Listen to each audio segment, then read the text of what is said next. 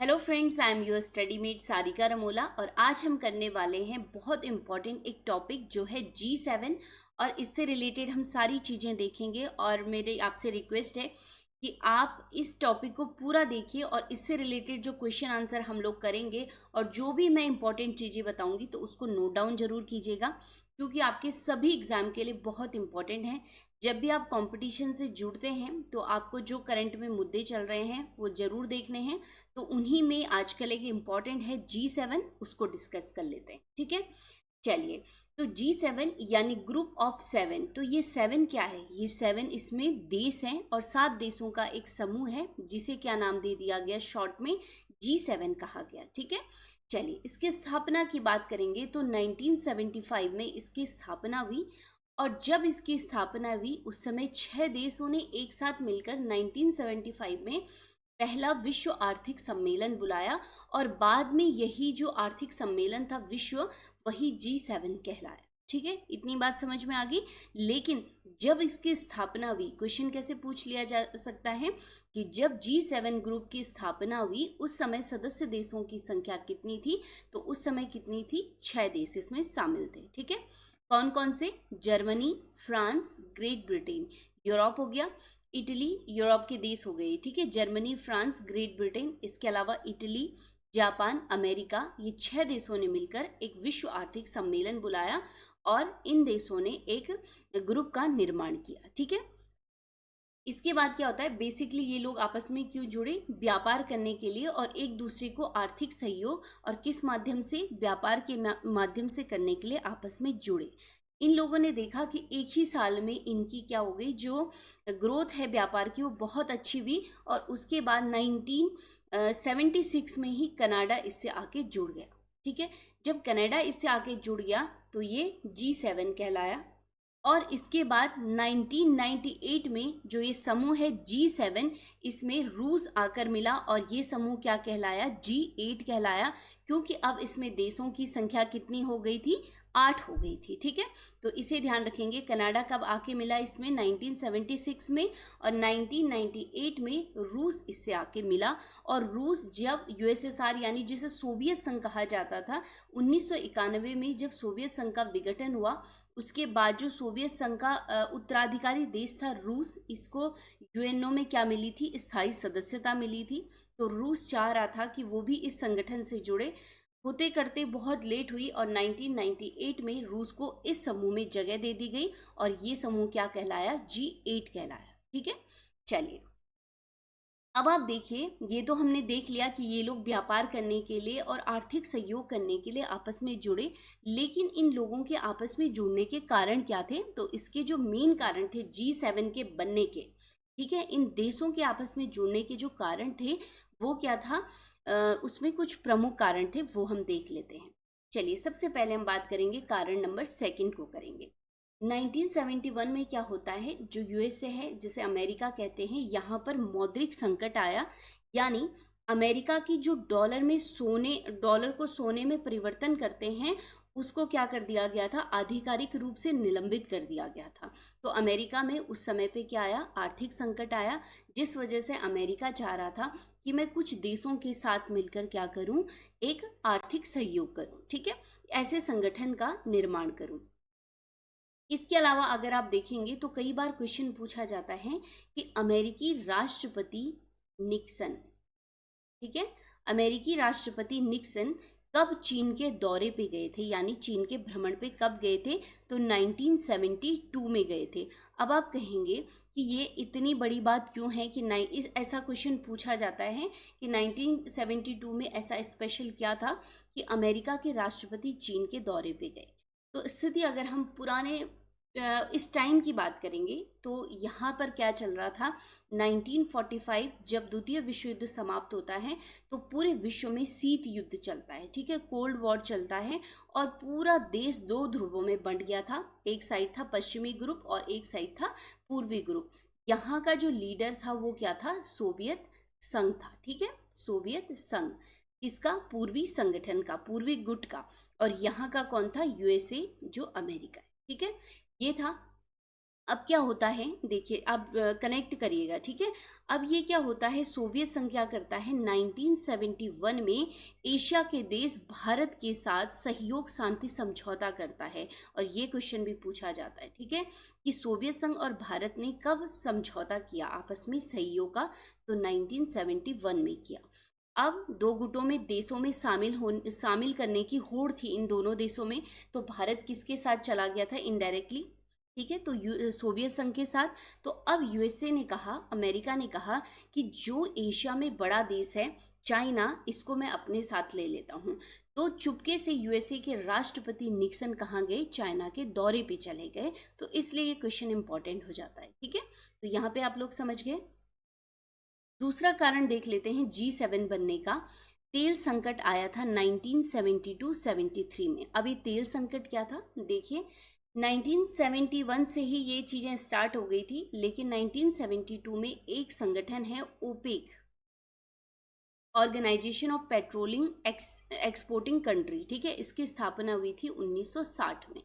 इसमें वो देश शामिल थे जिन्होंने पेट्रोल का उत्पादन और निर्यात करते थे, एक्सपोर्ट करते थे, और मिडिल एशिया के देश इसमें थे, क्योंकि यहाँ पे और देश भी हैं जहाँ पे तेलों का उत्पादन होता था, ठीक है। अब जो अमेरिका जैसे देश हैं, ये लोग क्या करते थे, इसको अपने हिसाब से संचालित करते थे, इस समूह को भी और इन देशों को भी, ठीक है। तो इसके बाद क्या हुआ कि इन देशों ने 1972 में अमेरिका को जो कच्चा तेल है, पेट्रोलियम है, वो देना बंद कर दिया, ठीक है। अब जब ऐसा हुआ तो अमेरिका की पूरी अर्थव्यवस्था क्या हो गई, डगमगा गई और रुक गई। अमेरिका के साथ साथ बड़े बड़े देश जैसे ब्रिटेन हो गया, कई देशों की, तो अमेरिका को उस समय पे इस मिडिल एशिया की और इस संगठन की इम्पोर्टेंस पता चली, और साथ में इन देशों को भी अपनी इम्पोर्टेंस पता चली। बात समझ में आई। दोनों तरीके से हम बात करेंगे। तो जो तेल उत्पादक देश हैं, इन्हें अपनी जो अहमियत है विश्व में वो समझ में आई, और पूरे अंतर्राष्ट्रीय मार्केट में इन्होंने क्या कर दिया, जो कच्चे तेल की कीमतें थी वो बढ़ा दी, ठीक है। तो ये तेल संकट कहा जाता है, 1972 में आया था, ठीक है। चलिए, इन दोनों कारणों से क्या हुआ कि अब ये कंट्रीज जो थी वो चाह रही थी कि हम क्या करें, एक ऐसा संगठन बनाएं जो कि आगे जाके आपस में व्यापार करें, और किसी देश में कोई संकट आता है आर्थिक रूप से तो सहयोग कर सके और व्यापार के माध्यम से उसे कवर अप किया जा सके, ठीक है। तो ये कारण थे G7 के बनने के। अब बात कर लेते हैं कि 1998 में रूस किससे मिला था, इस G7 से मिला था और G8 कहलाया था, ठीक है। इतना समझ में आ गया। इसके बाद क्या होता है 2014 में, 2014 जब आता है और 21वीं सदी में हम हैं, तो रूस ने क्या कर दिया, यूक्रेन का एक हिस्सा, देखिए यहाँ पे है यूक्रेन, ठीक है, और यूक्रेन से लगा हुआ है रशिया, और यूक्रेन का एक पार्ट है यहाँ पे क्रीमिया, ठीक है। एक पार्ट क्या है यहाँ पे, क्रीमिया है, और किसका पार्ट है, यूक्रेन का। लेकिन रशिया ने क्या किया, 2014 में यूक्रेन के इस पार्ट को अपने कब्जे में ले लिया रशिया ने, ठीक है। तो एक प्रकार से यूक्रेन की जो संप्रभुत्व है और उसका जो क्षेत्रीय अपना जो एक अखंडता है उसको भंग किया। तो इसलिए क्या हुआ कि रूस को इन सब ने मिलके क्या कर दिया, इस संगठन से बाहर कर दिया, ठीक है। 2014 में रूस को क्या कर दिया, G7 समूह G8 से बाहर कर दिया, और फिर से ये संगठन क्या हो गया, G8 कहला, ठीक है। और अब देखिए कि इसमें वो 7 देश कौन कौन से बच गए, पहले मैं आपको बता देती हूँ। और देखिए सबसे बड़ा दबाव इसमें जर्मनी, फ्रांस, ग्रेट ब्रिटेन जो थे, ये यूरोपियन यूनियन, ठीक है, आपने नाम तो सुना ही होगा, यूरोपियन यूनियन इसके सदस्य थे। और G7 में यूरोपियन यूनियन का एक खास प्रभाव है। तो इन सब ने मिलकर एक प्रस्ताव पारित किया कि रूस को अब क्या करना है, इस समूह से बाहर करना है। तो यूरोपियन यूनियन का भी इसमें वो था, प्रेशर था, इस वजह से रूस को इससे बाहर कर दिया गया था, क्योंकि रूस ने जो ये काम किया था वैसे ये निंदनीय था, ठीक है। चलिए, इसके बाद देखेंगे तो America, Germany, France, great Britain, Japan, Italy और कनाडा, इसमें फिर से ये 7 देश बच गए, और वर्तमान में भी क्या हैं, ये 7 ही हैं, और क्या कहलाए, G7 कहलाए, ठीक है। अब इनको हम थोड़ा मैप में देख लेते हैं कौन कौन से देश हैं। चलिए, यहाँ से देखेंगे तो कनाडा हो गया, ठीक है, USA, Germany, France, Japan, Italy और यूनाइटेड किंगडम यानी ग्रेट ब्रिटेन हो गया, ठीक है। तो ये 7 देश हैं वर्तमान में किसमें, G7 में। चलिए तो अब देख लेते हैं G7 का महत्व देख लेते हैं, ठीक है, कि आखिर हम इस G7 संगठन को पढ़ क्या रहे हैं और विश्व में इसका महत्व क्या है। तो सबसे पहले हम बात करेंगे तो जो G7 समूह है वो विकसित देशों का एक समूह है, यानी हम कहें कि दुनिया की 7 सबसे बड़ी जो आधुनिक अर्थव्यवस्थाएं हैं ये G7 कंट्रीज हैं, ठीक है। देखिए दुनिया की आबादी का जो 10% भाग है वो इन 7 देशों में निवास करता है। इसके अलावा जो वैश्विक जीडीपी है उसका 31% से अधिक इन देशों का है, अकेले 7 देशों का, ठीक है। कार्बन उत्सर्जन की CO2 उत्सर्जन की अगर हम बात करेंगे तो 21% CO2 का उत्सर्जन अकेले कौन देश करते हैं, ये 7 देश करते हैं। इसीलिए क्या है, इन्होंने अपना विकास कर चुके हैं, ये लोग विकसित देश हैं, ठीक है। और इनका कार्बन उत्सर्जन आप देखिए कितना ज़्यादा है, केवल 7 कंट्री का। नेक्स्ट है उच्च कोटि की प्रौद्योगिकी इन 7 देशों में है, यानी यहाँ पे जो टेक्नोलॉजी है बहुत हाई क्वालिटी की है और बहुत उच्च कोटि की यहाँ पे इनकी टेक्नोलॉजी है, ठीक है, जिसके लिए अन्य देश इनसे जाके मिलना चाहते हैं कि ऐसी टेक्नोलॉजी वो अपने देशों में ला सके, ठीक है। चलिए नेक्स्ट है जो यूएनओ की सिक्योरिटी काउंसिल होती है। देखिए यूएनओ की एक होती है सुरक्षा परिषद जिसे सिक्योरिटी काउंसिल कहते हैं। इसमें टोटल सदस्य कितने होते हैं, 15 होते हैं, जिसमें से 10 सदस्य अस्थायी होते हैं और 5 सदस्य जो होते हैं वो क्या होते हैं, परमानेंट होते हैं। इन 5 सदस्य देशों में कौन कौन से देश हैं, एक अमेरिका है, ब्रिटेन है, फ्रांस है, चीन है और रशिया है, ठीक है। चीन और रशिया को हटाएं तो अमेरिका, ब्रिटेन और फ्रांस क्या हैं, वो G7 के सदस्य भी हैं। तो एक प्रकार से जो सिक्योरिटी यूएनओ में इनका दबदबा भी है, क्योंकि इस 5 में से 3 देश क्या हैं, इसके सदस्य हैं, ठीक है। चलिए G7 की अगर हम बात करेंगे तो G7 का जो मेन उद्देश्य होता है वो व्यापार और आर्थिक मुद्दे होते हैं, लेकिन धीरे धीरे G7 क्या है, अपने दायरे को बढ़ा रहा है, ठीक है। इनका जो एजेंडा होता है हर साल के लिए अलग होता है, लेकिन बेसिकली ये जो बात कर रहे हैं इनके एजेंडे अगर आप देखेंगे, सबसे पहले मैंने आपको कह दिया है इनका क्या है, आर्थिक मुद्दा है, व्यापार है, उसके बाद राजनीतिक, सामाजिक, जलवायु परिवर्तन पे बात करने लग गया है, जैव विविधता पे, आतंकवाद पे, निशस्त्रीकरण पे, इन सब पे G7 अब बात करने लग गया है, ठीक है। G7 की जो 2023 में मीटिंग हुई है, शिखर सम्मेलन हुआ है 2023 का, वो कौन से नंबर का है, संस्करण 49, ठीक है। और कहाँ पे हुआ, जापान के हिरोशिमा में। अभी हम आगे देखेंगे उस चीज़ को। चलिए अब इसके बाद मैं आपको बता देती हूँ कुछ इंपॉर्टेंट पॉइंट G7 से रिलेटेड, जहाँ से डायरेक्ट क्वेश्चन पूछे जाते हैं, ठीक है। एक तो G7 को याद रखिएगा, ये अंतर सरकार मंडल है, ठीक है, यानी इसमें बहुत सारे देश आपस में जुड़े हुए हैं। इसके अलावा अगर आप देखेंगे G7 का कोई भी मुख्यालय नहीं है, इसे ध्यान रखेंगे। बहुत सारे संगठन आमतौर पे आपने देखे होंगे, पढ़े होंगे, याद करते होंगे आप लोग कि संगठनों के अपने कुछ मुख्यालय होते हैं स्थायी, जबकि G7 का कोई भी मुख्यालय नहीं होता है। साथ ही अगर आप देखेंगे तो G7 का जो अध्यक्षता करता है जिस साल, रोटेशन के हिसाब से वहाँ पे जब वार्षिक सम्मेलन होते हैं तो वही अध्यक्षता करता है उसका, और उस साल के लिए मुख्यालय भी वहीं पे होता है। लेकिन अगर आपके पास क्वेश्चन आए तो इसका मुख्यालय कहाँ है, तो इसका कोई भी मुख्यालय नहीं है, ठीक है। एक इम्पॉर्टेंट पॉइंट, G7 के जो सदस्य हैं वो G20 जो ग्रुप ऑफ 20 है उसके सदस्य भी हैं, ठीक है, तो इसे ध्यान रखिएगा। चलिए अब बात कर लेते हैं, हमने महत्व भी देख लिया है G7 का, अब G7 में समस्याएं क्या हैं ये इंपॉर्टेंट है, ठीक है। G7 की अगर हम बात करेंगे तो एक विशिष्ट बंद समूह है।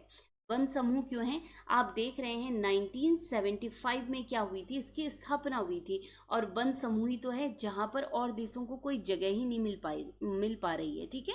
इसके अलावा अगर आप देखेंगे तो विश्व के अमीर देश अपनी शक्ति का प्रदर्शन करते हैं, बिल्कुल सही बात है, क्योंकि जो 7 ये बड़ी अर्थव्यवस्थाएं ये अपने आप में पूरी तरीके से सक्षम है, तो ये क्या करते हैं, अपनी शक्ति का प्रदर्शन ही तो कर रहे हैं एक प्रकार से, ठीक है। चलिए नेक्स्ट समस्या इसमें क्या है, प्रॉब्लम, कि विश्व की अन्य जो उभरती हुई अर्थव्यवस्थाएं हैं जैसे भारत हो गया, चीन, ब्राजील, दक्षिण कोरिया, ऑस्ट्रेलिया, ऐसे देशों को इसमें शामिल नहीं किया जा रहा है, ठीक है। 2020 की हम बात करेंगे तो उस टाइम पे 2020 में तो माना जा रहा था कि G7 परिवर्तित होने वाला है किसमें, G10 में, जो आज तक 3 साल हो गए अभी तक परिवर्तित नहीं हुआ। और उस टाइम माना जा रहा था कि भारत और चीन, ब्राज़ील को इसमें शामिल कर दिया जाएगा, लेकिन आज तक नहीं किया है। इसके लिए ये लोग रीज़न देते हैं कि क्या है, इनकी GDP बहुत कम है, प्रति व्यक्ति आय बहुत कम है, जनसंख्या जो पॉपुलेशन का एक बर्डन है वो बहुत ज़्यादा है। ठीक है, ये रीज़न देता है ये समूह इनको शामिल न करने के लिए। चलिए, जो ये अर्थव्यवस्थाएं हैं, भारत, चीन, ब्राज़ील, दक्षिण कोरिया, ऑस्ट्रेलिया, देखिए 1975 में जो ये 7 देश थे, इनके बराबर तो हो ही गया होगा ना, लेकिन इनके अपने क्या हैं, कुछ एक्सक्यूज़ हैं। चलिए, हर साल ये गेस्ट के रूप में बुलाते हैं उभरती हुई अर्थव्यवस्थाओं को, वो अलग बात है।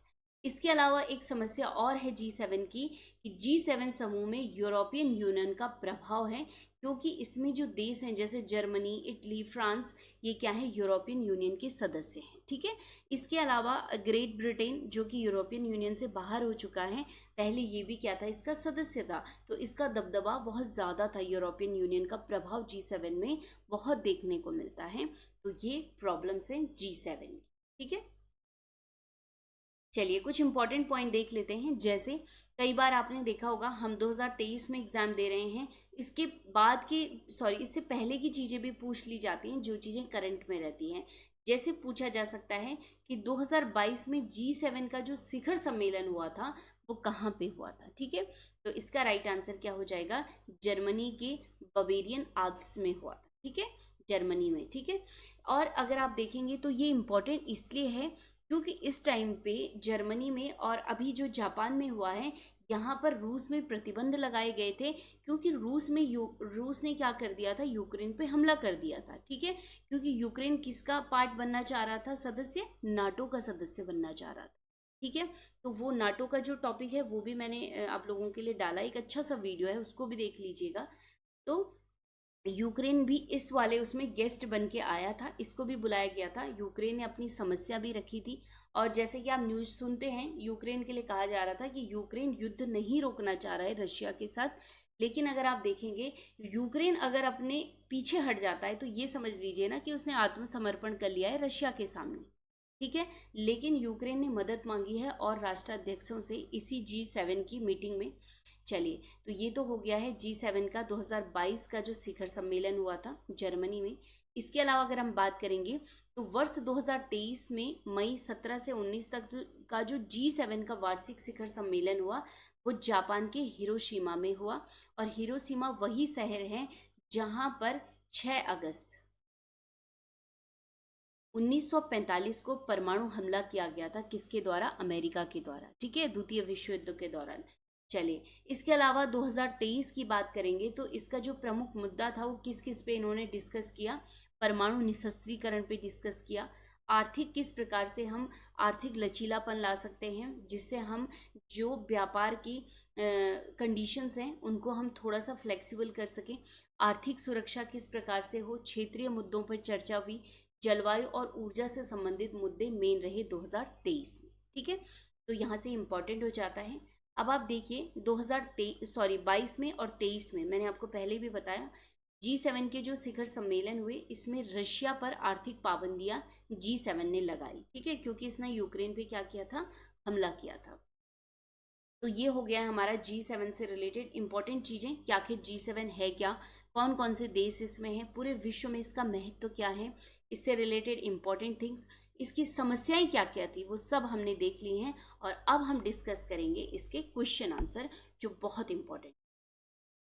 चलिए, पहला क्वेश्चन देख लेते हैं, जी समूह की स्थापना किस वर्ष हुई। हालांकि हमने पीछे पढ़ लिया है, लेकिन जब क्वेश्चन फॉर्मेट में आएगा उस टाइम पे आप वीडियो थोड़ी नहीं सुन के रखेंगे, तो आप लोगों के लिए प्रिपेयर रहना होगा कि क्वेश्चन कैसे फॉर्मेट में पूछे जाते हैं। ठीक है, तो G7 की जो स्थापना हुई कब हुई थी, 1975 में।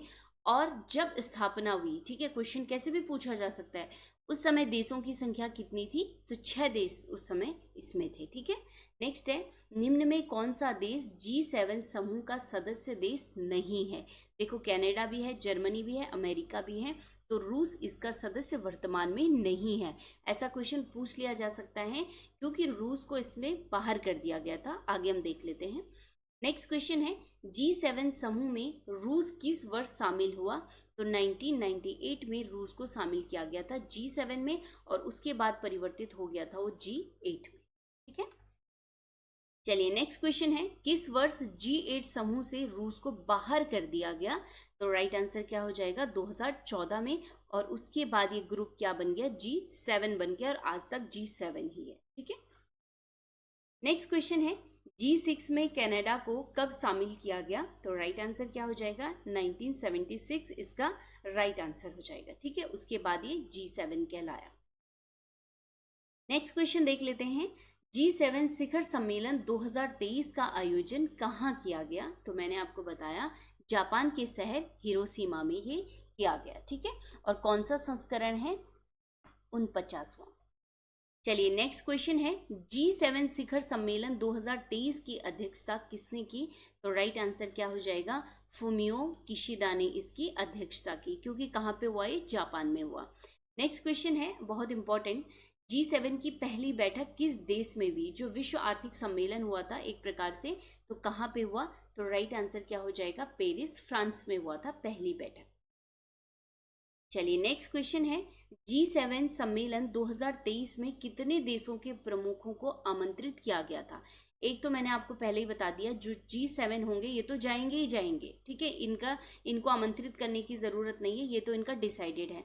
इसके अलावा अन्य देश कितने थे जिनको आमंत्रित किया गया? तो राइट आंसर क्या हो जाएगा? 9 देश। और नाम अगर देखना चाहें कभी क्वेश्चन बने तो मैं आपको बता देती हूँ। ऑस्ट्रेलिया इसमें शामिल था, ब्राज़ील इसमें शामिल था, कोमरोस इसमें शामिल था, और कुक आइलैंड इसमें शामिल था, भारत इसमें शामिल था, इंडोनेशिया इसमें शामिल था, साउथ कोरिया, यूक्रेन और वियतनाम। ठीक है, वियतनाम और यूक्रेन क्या है? चर्चाओं में है वर्तमान में, तो इनको आप देख लेंगे। तो यूक्रेन से रिलेटेड क्वेश्चन आ सकता है कि कौन सा देश इसमें शामिल था या नहीं था। तो 9 देशों को इस बार आमंत्रित किया गया था। ठीक है, चलिए 10वां क्वेश्चन है, G7 सम्मेलन में मुख्य रूप से कौन हिस्सा लेता है? ठीक है, मेनली तो G7 देशों के राष्ट्र प्रमुख लेते हैं, बिल्कुल सही। यूरोपियन यूनियन के काउंसलिंग अध्यक्ष इसमें आते हैं, ये भी सही बात है। यूरोपियन यूनियन के कमीशन अध्यक्ष, तो ये भी ठीक है। तो राइट हो जाएगा, ये सभी लोग इसमें क्या होते हैं? शामिल होते हैं G7 में। ठीक है, और इसके अलावा जिनको वो आमंत्रित करते हैं। चलिए नेक्स्ट क्वेश्चन है, G7 सम्मेलन 2024 का आयोजन कौन से देश में होगा? ठीक है, कौन सा देश करेगा? तो राइट आंसर क्या हो जाएगा? इटली इसका राइट आंसर हो जाएगा। और 2025 तक इन्होंने डिसाइड कर दिया होगा कि कौन सा कहाँ होगा सम्मेलन। ठीक है, लेकिन लेटेस्ट है कि आपके पास क्वेश्चन क्या आ सकता है? 2022 का क्वेश्चन आ सकता है, कहाँ पे हुआ सम्मेलन? जर्मनी में। 2023 में जापान में, और 2024 में कहाँ पे हुआ? इटली में होगा, इटली में। ठीक है, तो आप ये बहुत इंपॉर्टेंट क्वेश्चन है, और G7 का जो टॉपिक है बहुत इंपॉर्टेंट है, आप देखिएगा एग्जाम में जरूर यहाँ से क्वेश्चन बनेंगे। ठीक है, तो ये हमने फुली G7 को पढ़ लिया है। आई होप आप लोगों का कॉन्सेप्ट एकदम क्लियर हो गया होगा। तो ऐसे ही क्या है कि टॉपिक को क्लियर करते रहिए। आपकी जो अलग से नोटबुक होगी जिसमें आप करंट कर रहे होंगे, और G7 और ऐसे संगठन इंपॉर्टेंट होते हैं, तो इसको अच्छे से नोट्स में, जिसको आप सेफ रखते हैं, करंट अफेयर का तो क्या होता है कि आप ईयरली पढ़ते हैं, साइड रख देते हैं, तो इसको सेफ वाले नोट्स में रख के रखिएगा। ठीक है, तो चलिए मिलते हैं हम नेक्स्ट वीडियो में, तब तक पढ़ते रहिए। धन्यवाद।